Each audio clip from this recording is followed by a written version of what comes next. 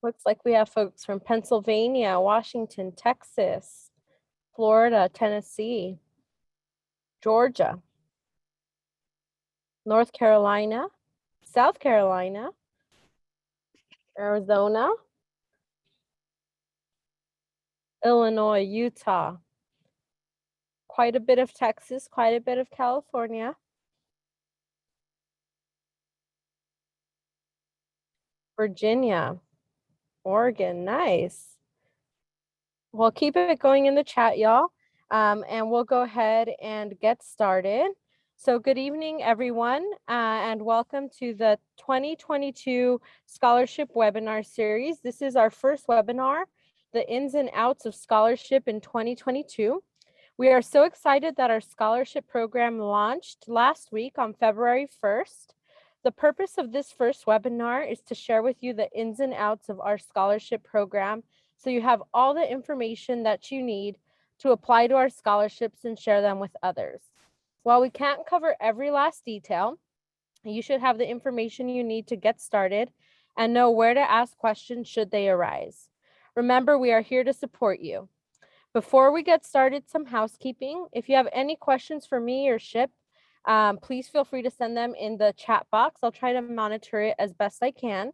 I'll be answering questions towards the end of this session unless I see a very relevant question for everybody, and I'll answer that immediately. If I don't get to your question during today's webinar, do not worry. A script with all questions and answers will be posted on our scholarship webpage after this webinar has concluded. This PowerPoint deck will also be posted.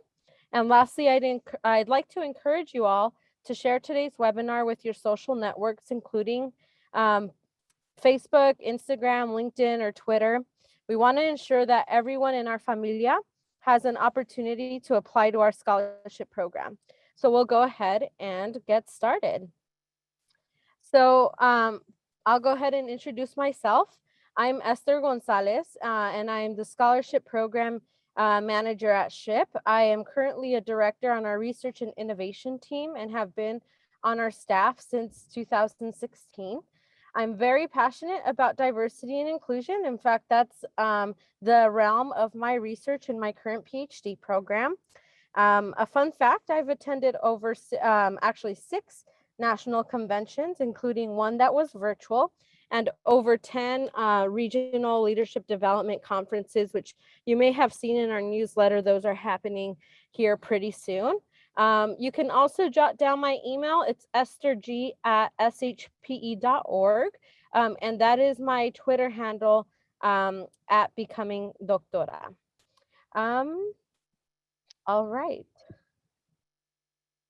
So a little bit about what we are going to cover today. We're going to review what the scholarship program is, what opportunities we have in 2022, our requirements, the timeline, signing up for membership, applying to scholarship, what our review process is like once you've submitted, how you'll find out from us what decision we've made with your scholarship application, and if you're selected, what the next steps are, as well as ways that you can continue to be involved after after you've received a scholarship or you've graduated from your program. So we'll be covering all of these components tonight.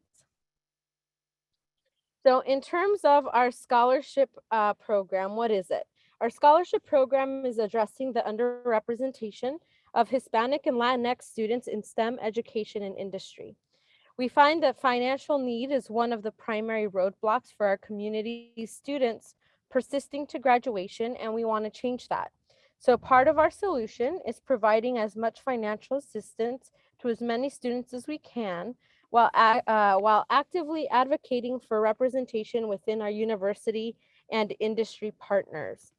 Before we dive deeper into our program, if this is your first time applying to scholarship, can you type a 1 in the chat? So I know how many first timers we have here.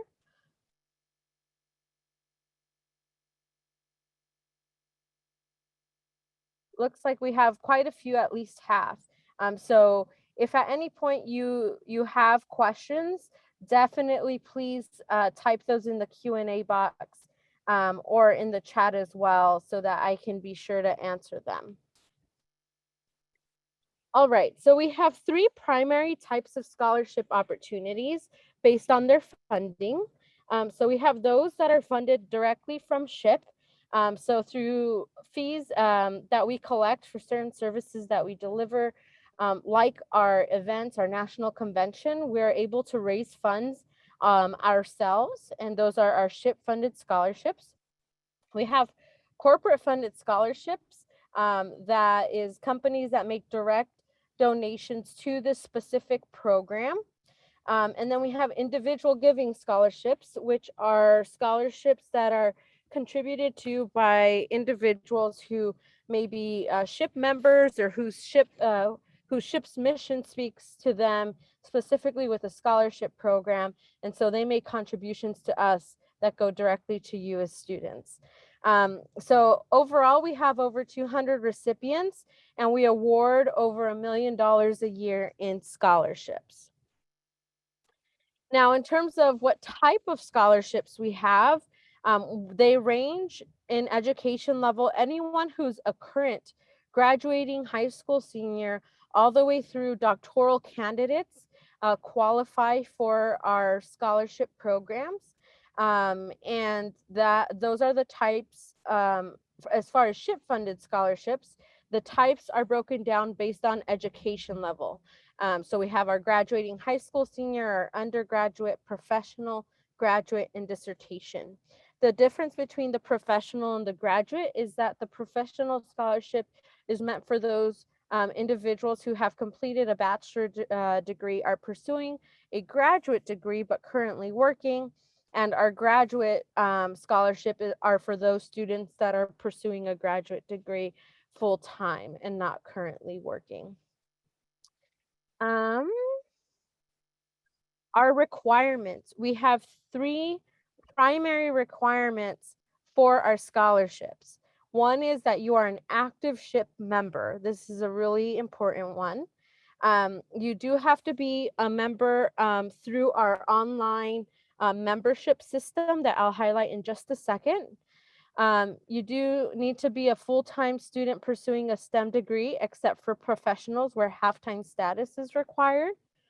And you do need to have a minimum 2.75 GPA. Please note, citizenship is not a requirement, and these are for our SHPE funded scholarships. That being said, some of the opportunities that we have listed online that are funded by partners have other requirements that are specific to that opportunity. So when you go online to our webpage, which is shpe.org/students/scholarship, I'll go ahead and type it in the chat now so that you all have that webpage. There is a PDF of available opportunities. There you'll see that some of those named opportunities have requirements that are specific to that. And sometimes it means a higher GPA requirement. It may mean that you have to study a specific field of study, a certain major. It may mean that you need to be in a certain level of your education, like an opportunity may only be open to sophomore or juniors, for example, and they may require citizenship. But it's important to note that for the SHPE funded scholarship, citizenship is not a requirement. All right. This is what I talked about earlier, that minimum GPA may vary for our corporate scholarships, and so may the fields of study. So the first requirement is, and I see a question in the chat, if you have, the recordings will be listed on the same scholarship webpage. And the link should be available in the chat. I'll resend it in case you weren't able to receive it, but I resent it now. Now, our membership department. So the first requirement for our scholarships is that you're an active member. So I wanted to take some time to introduce our membership team that consists of Brianne Martin, who's our Senior Manager of Membership Relations and Chapter Management and lifetime member of SHPE, and Alexis Medrano, who is our Manager of Membership Relations and Database Services. Their primary purpose in supporting our membership is to be a liaison with you all, to provide you customer service. They do chapter officer training and coaching, developing new member tools, streamlining and automating our membership systems, and supporting our membership and chapter growth. So anytime that you email us at membership@ship.org, they will actually be the ones to receive and triage your email and be there to support you all. So how to sign up for membership if you haven't already. When you go to our homepage, there's a join button in the upper right-hand corner. It's circled in this screenshot. That's what you would click to join. And then that will lead you to this page. That's our membership webpage. And there's a join membership link. So you want to go ahead and click that link. And it looks like we have Valentina, you have your hand raised. You should be able to ask your question.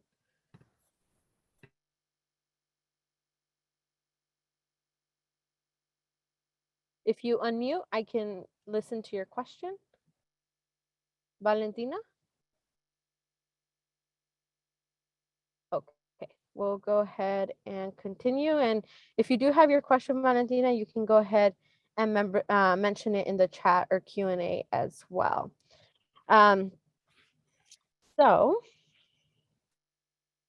All right. So why sign up for membership? You have access to more than $1 million in scholarship offerings that we do every year.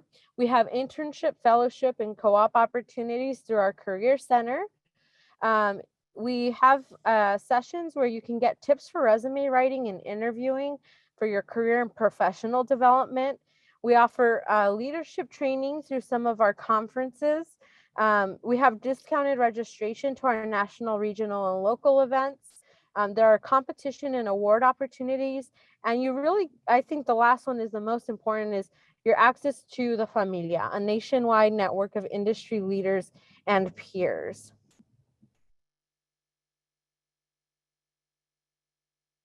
All right, so this is important. In this PDF, once it's posted, of this PowerPoint, you'll have a link to the STEM designated degree lists. This is a very exhaustive list, so I would say that there's a very, very high chance that your degree program is already listed in this link. But if you are pursuing a degree that you believe should be STEM qualified, maybe it's a new degree, there's the number of degrees and majors and fields that have that exist now is getting longer and longer each year. And so you may be in a field of study that hasn't been updated on this list. If you feel that you're pursuing a STEM degree, but it's not included, you can email me with your degree curriculum. And then as the staff will review it, I send that up to my superior to review it. And if we believe it's a STEM qualified degree, you can be approved to apply to our scholarships. But those are very, very rare cases. In most cases, your school would have already pursued the STEM designation. And so most of your degrees will be covered in this list. So now let's talk a little bit about timeline. February 1st, applications opened. You have from now through April 30th to complete them. On April 30th, the applications will close. And on July 1st, award notices will be mailed. And that should say emailed, because we don't mail things anymore. So everyone gets notified on July 1st. On July 15th, There are documents due for those recipients. We require additional documentation should you be selected. And the first round of checks or payments is sent out July 15th. We have our national convention, and I believe the date is updated. It's in November this year. So that date will need to be updated. It's actually in Charlotte, North Carolina. And there's some opportunity for you to participate as a scholar there. And then we have a spring disbursement in December and January. So what you should take away from this, you should really just focus on those first two boxes right now. Applications are open, and get your application in before they close on April 30th. And the only thing to really take away from the other boxes on this screen is that there are two payments if you are selected to receive a scholarship, one for the fall and one for the spring. And there are requirements that you need to submit in order to receive that. So it's not that as soon as you are selected that you get the payment right away. You do need to complete paperwork in order to receive that. This is the link that I threw in the chat earlier. So if you didn't see it, you can go ahead and access it afterwards through this PowerPoint deck. And so now let's talk about what you need to actually complete the application. So the first thing is that you need to meet the requirements. The second is you've activated your membership, which we talked about. And then the third thing is that you need to gather your scholarship materials, right? And so what do you need to apply? This is what you should really consider this a checklist, even, later if you look at it digitally or you print it out, really go through these items as a checklist. So you need your name, your contact information. In terms of contact information, one thing I would recommend is that it may be beneficial to use your personal Gmail or whatever other email account you have, because a lot of times your school email addresses will actually send any notices that we send to you to, they'll send it to spam. So you want to make sure that you include that. And 1 second.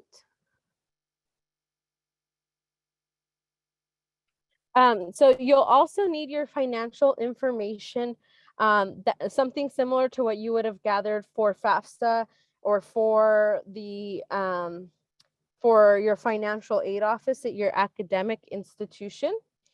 You'll need your academic information. So basically any engagement that you've had with higher education, if you're graduating high school senior, basically your transcript from your high school, one letter of recommendation, a resume and professional headshot, essays, and links to exciting projects and/or accomplishments.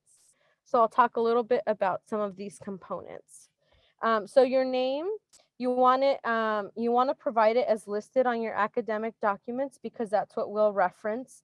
We'll cross-reference to make sure that basically your documents and your application are the same.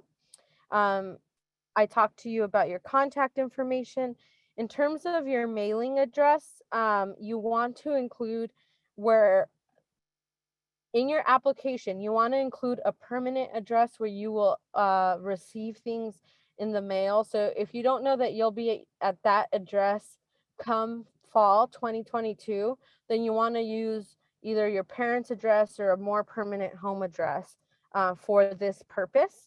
And don't worry, you'll be able to update your address and your payment information before we ever process a payment for you. In terms of demographic information, this is all voluntary. We ask about your gender, ethnicity, and citizenship. Financial information. As I mentioned, we ask if you applied for FAFSA. If you did, we ask for your expected family contribution, as listed in your FAFSA. We ask about the size of your household. We ask for your total income in case you do not meet the FAFSA requirements or are not eligible to apply for FAFSA. This is how we measure financial need. And we do ask if you're currently employed. Your academic information, you should know your university, where you are attending in the fall 2022. So anything that asks what is your university, what is your institution, always answer for fall. And if you don't know, so if you're graduating high school senior, please provide the school that you are most likely to be attending.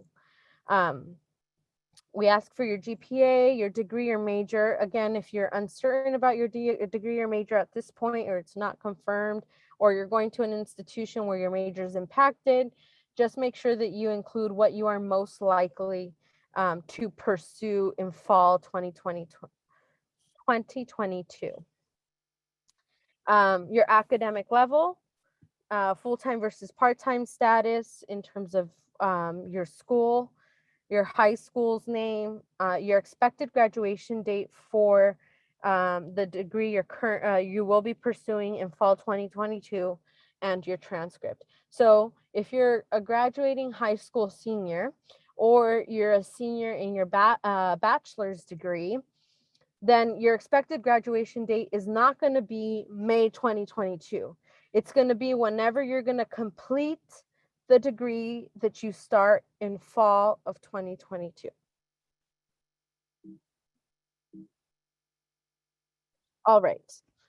Your letter of recommendation, this is an easy component because you provide us the first and last name of your recommender, their email address, their phone number, their title, and whatever organization they belong to, whether that's a university or a company. You provide us all of that information, and they will automatically receive an email inviting them to submit their letter of recommendation for you. So they will not give you the recommendation letter. You have nothing to do with the letter submission itself. They submit directly through us. And we have a webinar that I really recommend you attend, where we instruct you on how to request those letters of recommendation, because we don't want, we don't recommend that the first time that they learn they have to write your letter of recommendation is when they receive the email from us asking for them to submit. We will also ask for a resume and professional headshot. We really use, so the professional resume will be evaluated in how, it's one of your application materials that's evaluated by our review committee. And if you don't have much paid work experience, don't worry. I would say that you should really come to our resume workshop, because we talk about all the ways that you can actually learn how to write your resume using things like leadership opportunities you've had, volunteer opportunities you've had, projects you've worked on, and all that can go into your resume. For your professional headshot, we use that to highlight our scholars. So we request that it's a clear picture. It's not your Instagram selfie, right? Not something you would use to socialize, but something that you would use in a professional setting.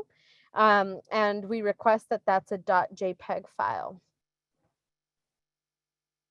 In terms of the essays that you need to complete, there are 4 primary essays that deal with, firstly, your life experience and your path to higher education. Second is talking about, so the first one's really about how'd you get here. The second one is about where are you going, right? Your educational and career aspirations. The third is how your interest in your field has developed. The fourth is about your connection to your community and what you've done to support your community. That fifth one here, what are your career goals in 10 words? That one's really about, can you articulate in the most concise way what it is that you aim to do with your education?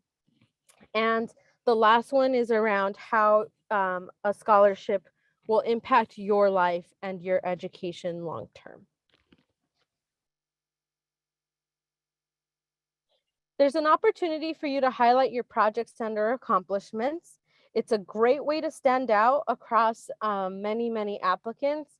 The picture that you see there is one of our students who had 3D printed a guitar, and that was one of the projects that they highlighted.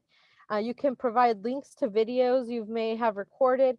You can provide PDF files of research that you've done, photos of you STEMing, right? So you working on projects or in just applying your knowledge outside of the classroom. It can even be within a classroom.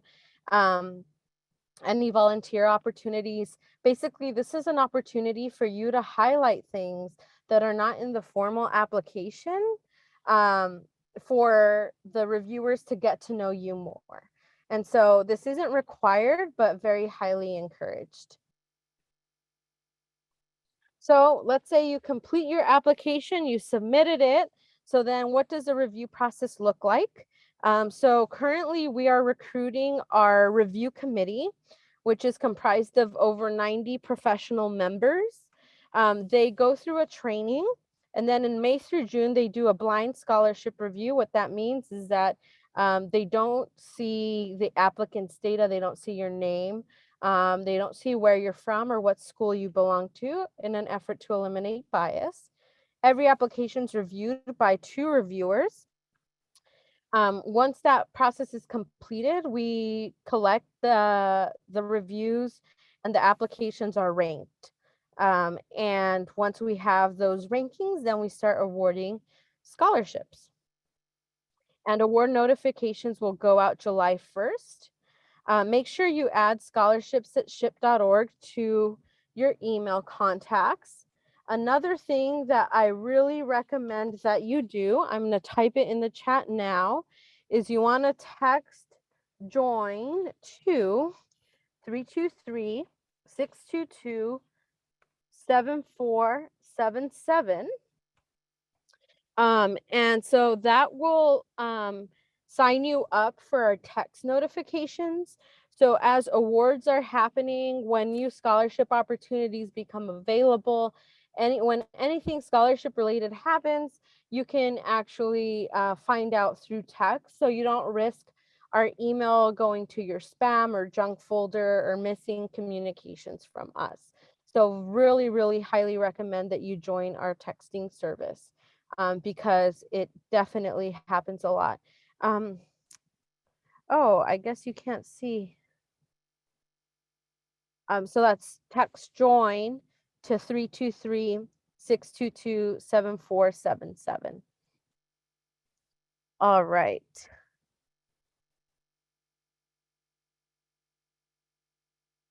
In terms of award disbursement, if you're selected as a scholar, you complete an online form where we verify your documents. You're invited to provide a thank you letter to your scholar. Then we have fall and spring disbursements that go directly to you, not to your college or university. Our paper checks are mailed via the U.S. Postal Service standard mail. But we have electronic payment options now that make it really easy so that funds get directly deposited to your account. At the National Convention, if you do go and participate, you get recognized at our High Achievers Breakfast. We provide all our scholars with a commemorative SHPE Scholar pin. You receive a recognition certificate. You get highlighted on SHPE social media, and there's a photo opportunity with our CEO. All right, so ways to give back. Once a SHPE scholar, always a SHPE scholar. There are many ways to give back. Donating is one. You can become a scholarship reviewer once you graduate. and really just be a scholarship advocate at whatever institution or organization you join after graduating. So where do we go from here? There are 3 upcoming webinars. Highly recommend that you attend all of them. Once this presentation will be posted, you can click on the links to register for the Zoom.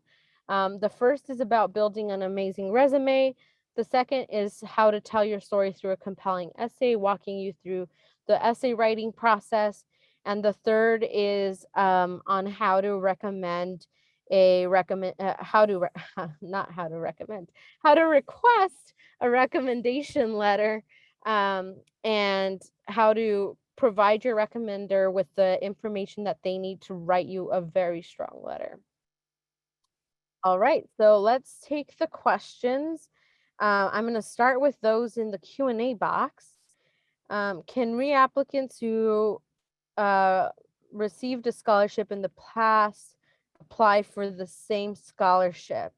The answer is yes, absolutely, as long as you're still pursuing a STEM degree. And it doesn't have to be the same degree. You could have graduated and now you're going on to graduate school. So yes. Scholarships available for PhD students. So we have our graduate scholarships. Those are available for PhD students. For those students who have gone through the dissertation proposal process, already we have a dissertation scholarship as well in the amount of $5,000, and we have a few of our corporate funded scholarships that are open to graduate students, including PhD students, and that's all outlined in the requirements on the available opportunities PDF on our website. If I'm part-time, do I qualify? The answer is yes for the professional scholarship only. So we don't have scholarship support for part-time undergraduate students at this time. If someone is interested in founding a university student chapter, who is the best contact person? So I would say email membership@ship.org. That's traditional spelling on membership. That's membership@shpe.org.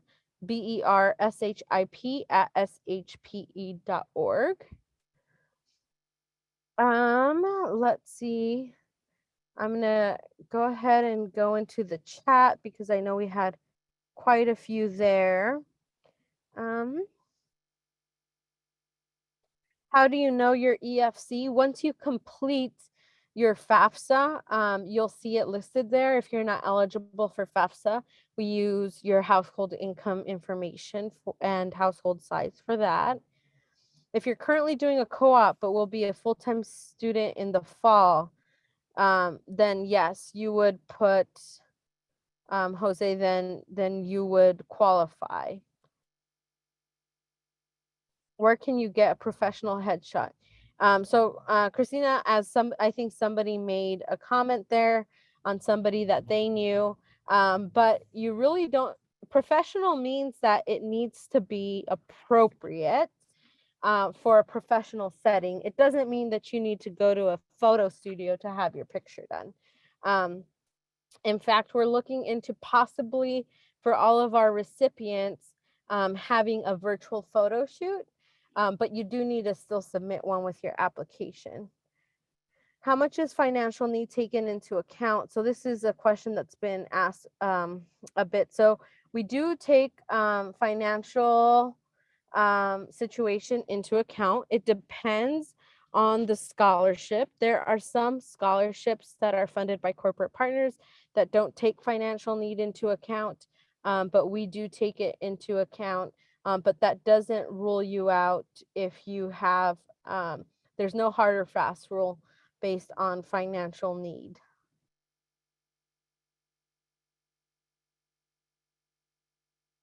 High school students are not competing against college students, so there are different levels, as I mentioned earlier. Johnny says, I'm a graduate student on my final semester for my master's. Do I still qualify to apply for the graduate? The answer is no.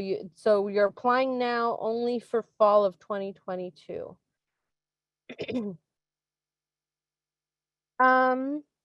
Leticia, if you've applied previously, I would say that the questions are very same or similar to the previous year.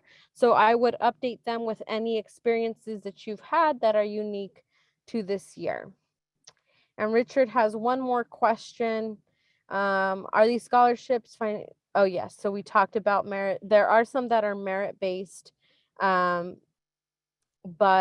for the SHPE-funded scholarships, they are financial need-based as well. It's a combination. Efren asks, how does GPA affect the decision? We view GPA as a qualifier, it does not affect your decision after being considered a qualifier. So we have a minimum requirement, but outside of that, it is not, a stronger GPA doesn't make you a better candidate necessarily. Your application's looked at holistically. And your experiences inside and outside of the classroom are taken into consideration in the evaluation of your application. All right, familia. So I think that concludes all of the questions that have been asked. As I mentioned, you're more than welcome to reach out to us. Be sure to join our text community again that we sent in the chat there. And I want to thank you all for joining, and again, encourage you all to please send this out to anybody that you know may qualify for our scholarship program. You'll have a lovely evening. Buenas noches.